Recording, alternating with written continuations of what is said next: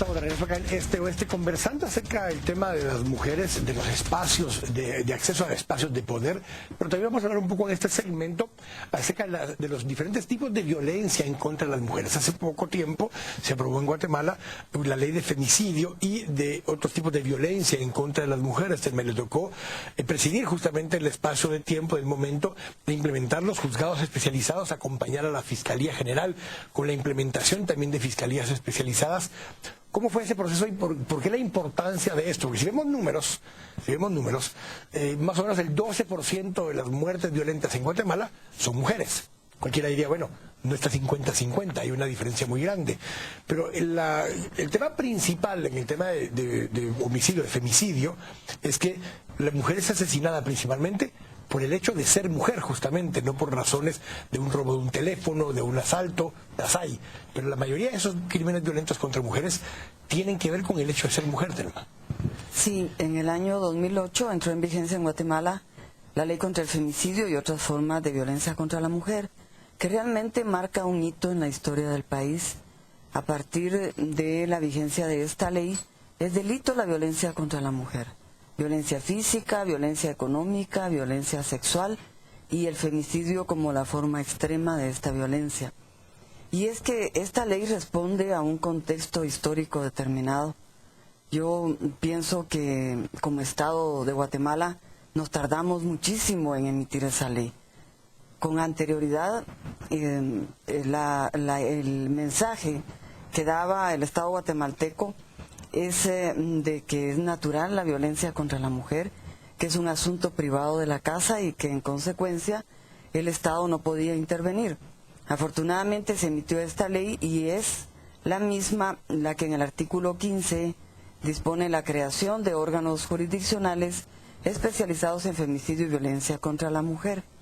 De tal manera que comprendiendo el alto nivel de violencia contra la mujer y la imperatividad de la norma, la Corte Suprema de Justicia decidió la creación de estos órganos jurisdiccionales especializados. Para el efecto, decidimos especialmente llevar a cabo una capacitación, una formación, sensibilización a la ruta de violencia contra la mujer. Por eso son juzgados y tribunales especializados, porque entendemos que nuestra estructura es patriarcal, que utiliza la violencia para someter a la mujer y que nuestros funcionarios y funcionarias judiciales no son ajenas a esa estructura patriarcal. De tal manera que para estar en condiciones de aplicar esa ley contra el femicidio era necesaria la formación y la capacitación. Y para los órganos jurisdiccionales no especializados, diseñamos un programa de transversalización de género en el organismo judicial, para que no tengamos sentencias especializadas y no especializadas, sino tratar de que todos los órganos jurisdiccionales apliquen adecuadamente la ley contra el femicidio. Parte de todo esto, Gloria, hablábamos un poco del tema cultural, lo que mencionaba un poco ahora Telma, tiene una raíz cultural. De hecho, yo he tenido oportunidad de conversar con juezas de sentencia, por ejemplo, que tienen ahí a la víctima, a la esposa, a la pareja, y llega a pedir, a suplicar, a implorar que no se sentencie al hombre. Es más, llegan a decir, es que el jueza le dice, fue culpa mía porque no le hice caso. Y hemos tenido ese tipo de ejemplos. Entonces, el problema que plantea Telma es un tema cultural mucho más profundo del que esté vigente la ley o no. Bueno, creo que las leyes son importantes, no cabe duda, pero también hay mucha impunidad. Aún teniendo leyes y aunque llegue la mujer a hacer el reclamo correspondiente, si es que todavía sobrevivió a la violencia, muchas veces queda impune. La mayoría no sobrevive, ¿verdad? Entonces, en esta situación, y hay que entenderlo, no son más que relaciones de poder. En lo político, en lo público, en lo privado, en todos lados son relaciones de poder. Y también lo hablábamos ahora de que esas relaciones que se manejan en el hogar, en la sociedad, en la universidad, en los espacios públicos y privados, le ha tocado un poco más difícil a la mujer. Y le ha tocado porque ha sido natural. O sea, eso no se ha visto como violencia, sino como algo normal. Pero si lo vemos incluso a nivel mundial, las Naciones Unidas justamente recientemente hizo esta publicación. 38% de los femicidios, o sea, de las muertes de mujer, son hechos por la pareja. Si a eso le agregamos otras personas cercanas, o sea, el padre, un padrastro u otro tipo de persona cercana, eso sube casi a 70-75%. Es una persona cercana normalmente la que le comete ese tipo de delitos, ese tipo de daños a la mujer, Gloria, no es un extraño. Pero lo interesante en esto es que aunque sea la más cercana a mi corazón, ese es un delito y por lo tanto debe ser penado. Anteriormente se miraba como algo normal. Era una riña de pareja, era un problema intrafamiliar y no era visto como un delito tipificado como tal y por supuesto penado con todo el peso de la ley. Y ya que se están haciendo estas leyes, hay que tratar entonces de que no quede ni uno de esos casos en impunidad. Y podemos ver estadísticas de algunos países en los cuales los reclamos que hay son enormes y en el momento de aplicar la justicia apenas un 2%. Otros casos, los delitos que se van a denunciar son enormes y el 98% son penalizados. Entonces la clave está en que hagamos las leyes y que hagamos que esas leyes también se cumplan. Y con el tema de las violencias hay que tener muy en claro que las sociedades mismas, los modelos mismos son violentos.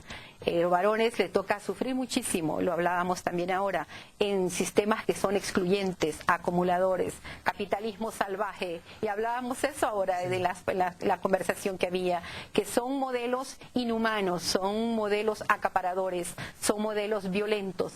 Entonces a la mujer le toca doblemente, porque es la violentada del violentado, es la excluida del excluido, por lo tanto doblemente violentada, doblemente excluida, doblemente explotada.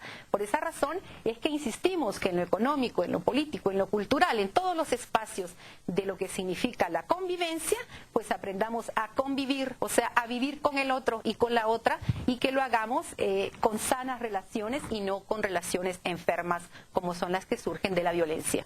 Un poco como producto de todo esto que hemos venido hablando, escribió un libro, escribió un poco esa historia, se llama Los retos de la esperanza, justicia especializada con enfoque de género en Guatemala. Este libro está ya disponible, lo pueden adquirir las personas. ¿Qué cuenta? ¿Qué historia es la que nos cuenta en el libro con respecto a esos tribunales especializados? Sí, este es un ensayo producto de un esfuerzo colectivo.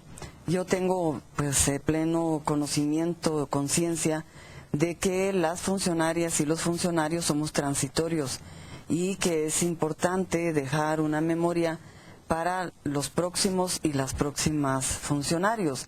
De tal manera que eso hicimos con este ensayo, construirlo, iniciando brevemente relacionando el fundamento histórico del patriarcado, el proceso de creación, aprobación de la ley contra el femicidio, la justicia especializada con enfoque de género, algunos anexos que estimo son importantes, y dejar entonces este ensayo para que sea consultado, para que sea discutido. Lo elaboramos con el apoyo del Fondo de Población de Naciones Unidas, de tal manera que lo estamos obsequiando. Tenemos ejemplares en el tercer nivel de la Corte Suprema de Justicia.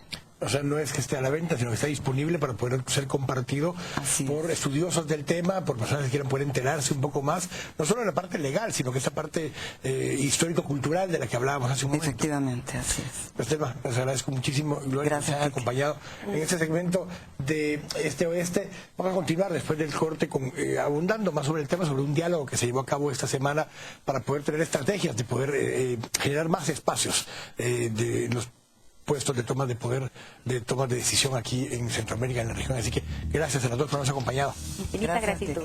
Sí. Vamos al corte, ponemos en un minuto acá en Este Oeste.